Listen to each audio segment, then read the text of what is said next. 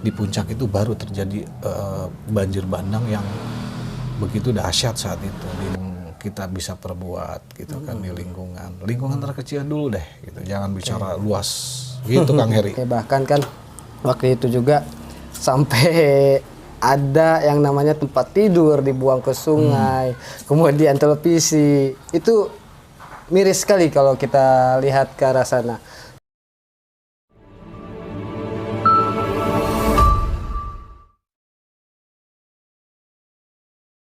Baik, Assalamualaikum warahmatullahi wabarakatuh. Ketemu lagi bersama saya Heri Denasrul di channelnya Lensa Negeri nih. Nah, kali ini saya didampingi Bang Opik. Beliau ini selaku aktivis yang fokus terhadap lingkungan. Sekaligus Bang Opik ini dia sebagai ketua di komunitas apa Kang Opik? Penggiat pelestari lingkungan Atau Pepeling. namanya Pepeling.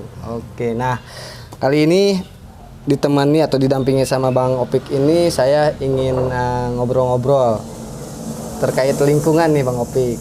Oke, nah mungkin berbicara Pepeling ataupun penggiat pelestari lingkungan ini ya. Nah, Bang Opik kan sebagai ketua di sini. Nah, mungkin bisa dijelaskan tidak Bang Opik? Pepeling itu apa sih pengertiannya? Baik, Assalamualaikum warahmatullahi wabarakatuh. Perkenalkan mungkin ya, sebelum menjawab pertanyaan yang Kang Heri tadi, Ya, kayaknya lebih enak Akang deh. Akang ya, daripada Abang ya. Kayaknya Kalau Abang itu identik dengan apa tuh? Warung ya.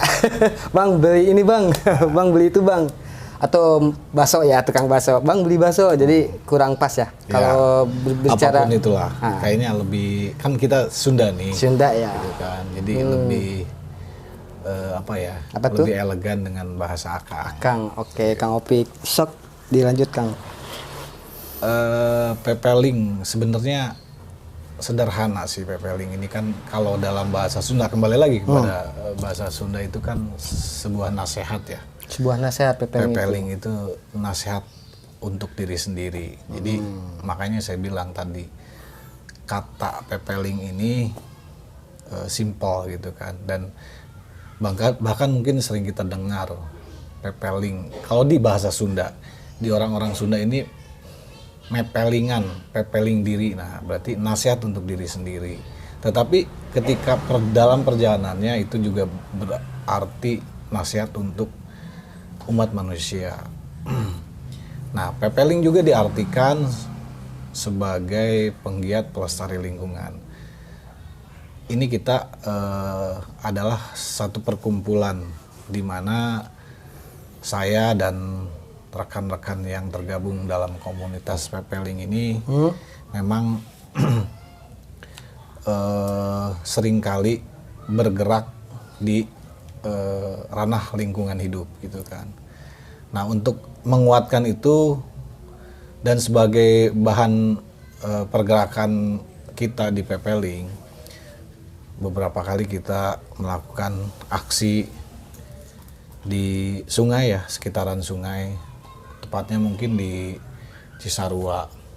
Nah, di mana Cisarua ini sebagai hulu sungai, subdas Ciliwung juga gitu kan. Nah, kita beberapa kali di 4 tahun kurang lebih lah, hanya terpaut mungkin ketika 2020 ada bencana COVID ya, 19, sehingga kegiatan rutin kita menjadi tidak dilakukan aksi.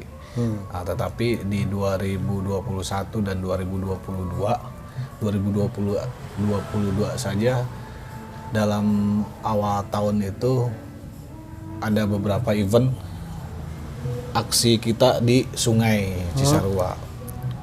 Baik itu dari instansi terkait, bahkan mungkin terakhir di Hari Lingkungan Hidup tanggal 5 Juni ya, itu bersama KLHKRI dan elemen-elemen serta komunitas yang lain.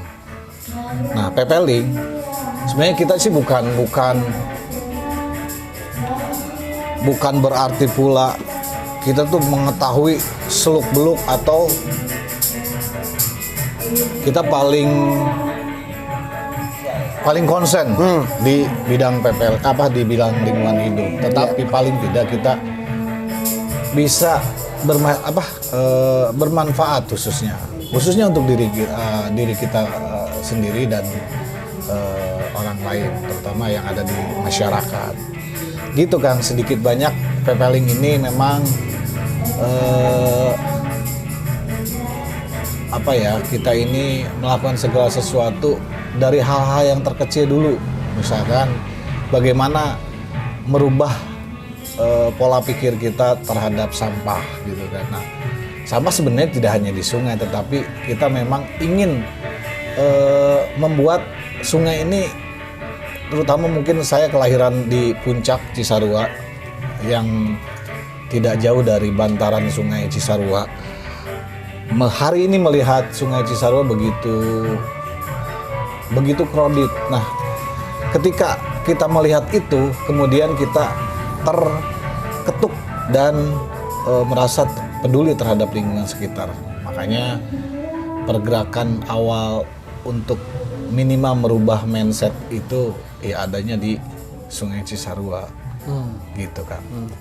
Oke, berarti kalau berbicara PPL ini yang tadi Akang bilang bahwa PPL itu mengingatkan atau mengaji diri mungkin ya seperti itu ya, mengingatkan ataupun menegur bahwa kita harus selalu peduli terhadap lingkungan. Nah, ini kan sudah sesuai nih berbicara PPLing, berarti memang apa kata Kang Opik, fokus kita kepada lingkungan. Nah, kalau berbicara lingkungan kan sangat luas ya Kang ya, bukan hanya tentang sampah, tetapi kan seperti kita ketahui bersama bahwa beberapa tahun ke belakang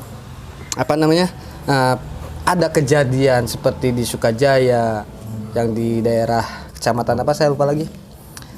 Ya, Sukajaya. Kecamatan Sukajaya yang ada di Bogor Barat ya, itu kan longsor. Kemudian di puncak juga sempat terjadi longsor di Gunung Mas kalau nggak salah ya. Nah, itu menurut Kang Opik, kacamata Kang Opik yang sekarang aktif di lingkungan, itu sebetulnya yang menjadi sudut pandang atas kejadian-kejadian seperti itu mulai dari mana? Apakah memang kesadaran masyarakatnya yang minim akan lingkungan, atau di dalam itu ada kepentingan-kepentingan yang semata gitu, kepentingan semata. Nah, menurut kacamata daripada PPLing itu sendiri seperti apa? Karena kan Kang Opik ini aktif terhadap lingkungan, begitu Kang Opik? Iya, kalau bicara ke sana mungkin terlalu jauh juga, tetapi itu tadi dari pergerakan kita ini, terutama mungkin di PPLing ya, artinya menyadarkan kesadartahuan kita sebenarnya. Kesadartahuan kita akan lingkungan terkecil gitu kan. Nah, terkait mungkin adanya bencana di puncak gitu kan. Ya, bencana adalah bencana, tetapi dampak dari bencana juga kan yang kita lihat sungguh prihatin ya. Tapi awal dari bencana ini apa sih gitu kan? Bisa saja ketidakpekaan kita terhadap lingkungan, ya kan? Kepekaan kita dan ketidakpedulian kita terhadap sampah, bisa saja itu menimbulkan bencana. Nah, di sisi yang lain, apa yang harus kita berbuat? Apa yang harus kita lakukan? Nah, sedikit banyak melalui gerakan dan aksi kita di PPLing di lokasi bencana ya, membantu meminimalisir penanganan yang pertama, kayak di di puncak waktu itu di Gunung Mas awal 2021 ya. Setidaknya saya turun langsung ke lapangan bagaimana melihat pasca kejadian longsor yang di puncak itu, bahkan mungkin 3 hari saya di sana dan saya melihat ke atasnya sampai ke atas bukit itu memang alam sekitarnya, terutama mungkin aliran sungai itu hancur gitu kan. Nah, ini menjadi dasar keprihatinan kita, kok bisa, bahkan mungkin dekade perasaan saya gitu ya. Di puncak itu baru terjadi banjir bandang yang begitu dahsyat saat itu di 2021 itu awal gitu kan. Ini juga menjadi perhatian kita semua tentunya. Dan tidak hanya PPLing mah kecil gitu kan, tetapi bagaimana upaya penanganan mitigasi bencana seperti ini sehingga tidak terjadi lagi. Dan ini jadi solusinya apa nih menurut Kang Opik? itu tadi kesadaran kita. Kesadaran ya. Kesadaran kita terhadap lingkungan tempat tinggal kita, gitu kan. Bagaimana membentuk lingkungan agar kedepannya tuh tidak terjadi hal-hal yang tidak kita inginkan. Salah satunya kecil gitu kan, simpel. Bisa masalah sampah lah gitu kan. Iya. Di lingkungan kan ada, misalkan ada selokan-selokan itu. Nah kan kadang-kadang air selokan itu terhambat akibat sampah. Nah minimal itu yang kita bisa perbuat gitu kan di lingkungan. Lingkungan terkecil dulu deh gitu. Jangan bicara luas gitu Kang Heri. Oke, jadi menurut sudut pandang dari Kang Opik ini kembali ke kesadaran diri kita sendiri. Ya. Jangan sampai merusak alam. Karena apabila alam sudah dirusak ya seperti itulah.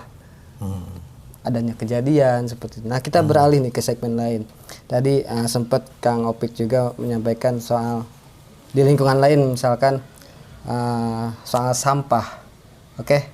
Iya. Nah, berbicara sampah, memang kita ketahui sungai mulai dari hulu Ciliwung sampai Cisadane, bahkan kan waktu itu juga sampai ada yang namanya tempat tidur dibuang ke sungai, kemudian televisi. Itu miris sekali kalau kita lihat ke arah sana.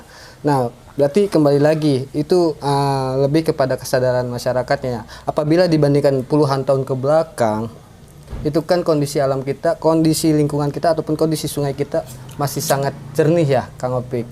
Nah itu mungkin kalau dari aktivis PPLing sendiri, mengapa sih hal ini bisa terjadi gitu di sungai, bahkan terdapat sampah-sampah seperti itu. Nah mungkin berdasarkan pengalaman Kang Opik yang terjun langsung ke sungai, ada hal yang hal-hal unik tidak di dalam saat giat bebersih sungai gitu, Kang Opik? Iya, pengalaman kita itu tadi seperti Kang Heri bilang gitu kan. Ya. Ketika hari ini kondisi sungai Subdas Ciliwung yaitu Sungai Cisarua ini kan memang berada di katakanlah hulu ya.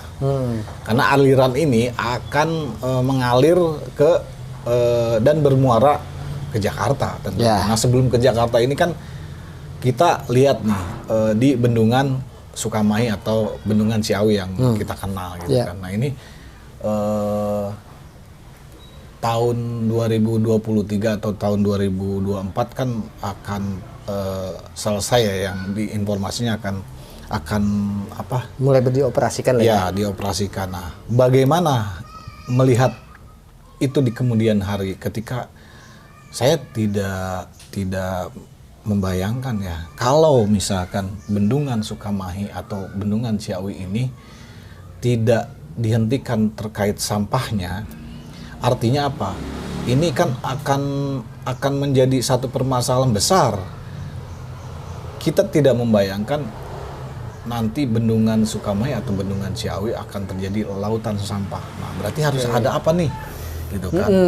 Di atasnya harus dibenahi. Ya. Bahkan mungkin secara tegas saya pernah menyampaikan itu di depan anggota dewan bahwasanya bahkan mungkin yang terakhir ketika kunjungan Presiden RI ke Pasar Cisarua, saya sengaja memberikan satu kaos bertuliskan PPLing, belakangnya bertuliskan PPLing, di depannya Sungai Cisarua. Nah, di dalamnya saya juga menulis untuk yang terhormat Bapak Presiden RI, Bapak Jokowi. Kami berharap nih, kami dari komunitas kecil di Puncak yaitu PPLing berharap kepada pemerintah untuk bisa bahasa ininya, bahasa kerennya merestorasi. Merestorasi itu sungai yang ada di wilayah Cisarua, karena ini merupakan hulu sungai dan yang akan bermuara minimal ke Bendungan Ciawi yang akan di-launchingkan nanti oleh pemerintah gitu kan. Nah, kita sampai menyampaikan pesan itu, pesan moral mungkin ya buat kita adalah pesan moral. Mudah-mudahan itu sampai, karena saat itu waktu Bapak Presiden Jokowi belum datang, saya sempat ngobrol dengan Ibu Menteri Sosial.